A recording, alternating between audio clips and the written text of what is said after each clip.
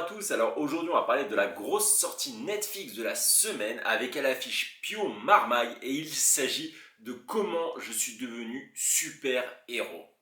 Alors cette production franco-belge a été réalisée par Douglas Attal et a été présentée hors compétition au Festival du cinéma américain de Deauville en 2020.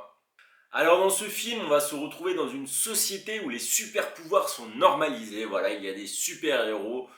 Il n'y a pas vraiment de super vilain, ou en tout cas ce n'est pas vraiment précisé.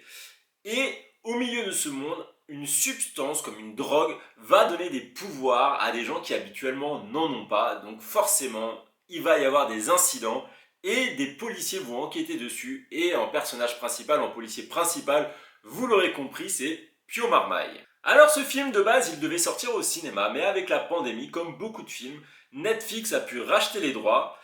Alors, moi personnellement j'ai vraiment beaucoup aimé le film et je trouve que même si c'est dommage que ce ne soit pas au cinéma, ça peut être une opportunité pour ce film de s'internationaliser facilement car vous savez voilà la plateforme peut mettre à disposition des pays étrangers le film en sous-titrage ou en traduction etc. Bref ça c'est un détail mais voilà je pense que ça peut donner l'opportunité d'avoir une belle exposition pour ce film, pour Pio Marmaille aussi qui est un très bon acteur, un peu à l'image de ce qui est arrivé à la série Lupin. Alors moi ce que j'ai adoré c'est vraiment le concept de voir le monde des super-héros, enfin un monde où il y a des super-héros à travers le regard de quelqu'un de normal. Voilà. C'est ce retournement de miroir que j'apprécie beaucoup. Vous avez compris, on va avoir un monde qui est quand même très réaliste. Hormis qu'il y ait des gens avec des super-pouvoirs bien sûr. Mais voilà, c'est Paris 2020, quelque chose de standard, quelque chose de standard. Et on va s'intéresser à un policier en particulier, donc voilà, Pio Marmaille.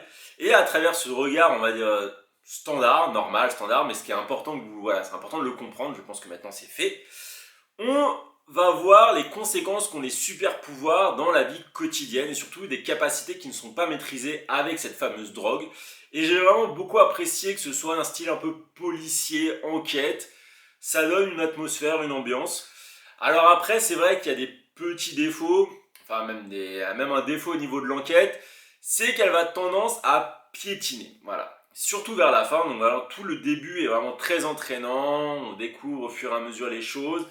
Mais c'est vrai que sur la fin, on sent que ça a du mal à avancer. Et le final à cette image sera vraiment un peu trop facile et c'est dommage, même si c'est vrai que en grande majorité ça reste quand même positif.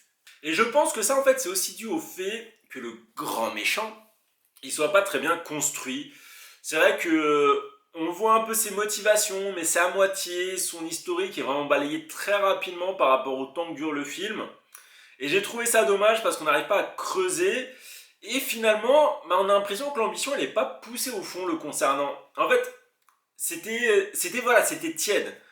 J'aurais voulu soit qu'on en sache beaucoup moins et que ce soit vraiment un personnage limite secondaire et on se focalise beaucoup voilà, sur les conséquences de la drogue, etc., etc., et que finalement la personne derrière, ce soit voilà, un nobody, ce soit pas le principal, ou soit vraiment que le personnage soit poussé à fond, charismatique, qu'il soit très exploré, mais là c'est entre les deux et pas forcément satisfait de cela. Par contre, les autres personnages, je les ai trouvés géniaux dans leur construction, notamment le policier qui est vraiment le personnage principal. On en apprend sur lui, on comprend pourquoi il réagit comme ça par rapport au pouvoir, par rapport à son métier, sa désespération, sa désespérance, je sais pas trop comment on dit. Bref, vous l'avez compris. Et c'est ça que j'ai beaucoup aimé. J'ai trouvé assez profond, vraiment profond. Et même les personnages secondaires qui sont les super-héros, un peu voilà, les super-héros un peu à la retraite. J'ai bien aimé la manière, voilà, il y a les bons flashbacks au bon moment, c'est assez bien. Honnêtement, j'ai vraiment été entraîné par eux. Alors certes, leur évolution, elle est pas folle. Il y a surtout le personnage principal qui va avoir une vraie évolution. Les autres, ça va être assez secondaire. Mais c'est suffisant. C'est suffisant pour enrichir la trame et il y a assez aussi de matière pour avoir une affection qui se crée avec eux. Je vous dis ça surtout que le casting est impressionnant pour ces personnages. Bon, vous avez Pio Marmaille en personnage principal, voilà. Est-ce que j'ai besoin d'en dire plus sur lui? C'est un acteur exceptionnel. Moi personnellement, quand je le vois, j'adore. Là, encore une fois, il est dans le film, il m'a totalement convaincu, il a totalement bien pris son personnage, c'était voilà. Moi, j'ai rien à dire sur la performance, je pense que la performance fait partie des choses pour lesquelles j'ai vraiment adhéré, parce qu'avec son style d'acting, il arrive à créer justement cette atmosphère que j'ai beaucoup aimé, de normalité, voilà, un peu sombre, etc., mais pas trop non plus, parce qu'il a le sens de la répartie.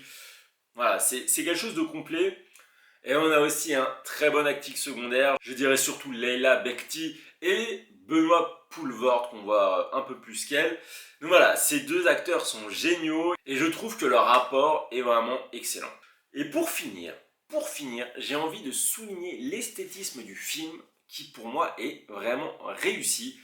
Les super pouvoirs ne sont pas exagérés, voilà, c'est pas des trucs sortis de nulle part. C'est quelque chose, en fait, si il y avait des super pouvoirs, ce qu'ils donnent serait tout à fait envisageable. Et je les ai trouvés visuellement très soignés. C'était vraiment un plaisir de le voir parce que c'est pas surenchéri, voilà. C'est raffiné, pas raffiné, je vais pas exagérer non plus, mais c'est propre. C'est soft, c'est propre, ça se regarde bien. Et c'était vraiment un plaisir à voir, même les effets spéciaux sont vraiment agréables. Et voilà. Je tiens à souligner ça parce que c'est vrai que des fois on a des productions françaises, voire américaines aussi, je vais pas être de mauvaise foi, qui misent beaucoup voilà, sur le fond, sur les personnages. Et par contre, quand on voit les effets spéciaux, c'est dégueulasse. Et là, ce n'est pas le cas. Tout a été travaillé, c'est aussi pour ça que je trouve que le résultat est très bon, malgré voilà, le problème avec la fin du film, l'enquête, etc. Mais tout le reste, c'est vraiment très bon. Et surtout, donc, n'hésitez pas à me dire ce que vous avez pensé du film et à vous abonner si ce n'est pas toujours le cas. Et oui, c'est important pour être au courant des dernières nouveautés. Et aussi à mettre un pouce bleu pour finir la vidéo. Sur ce, je vous dis bien à bientôt. Allez, ciao!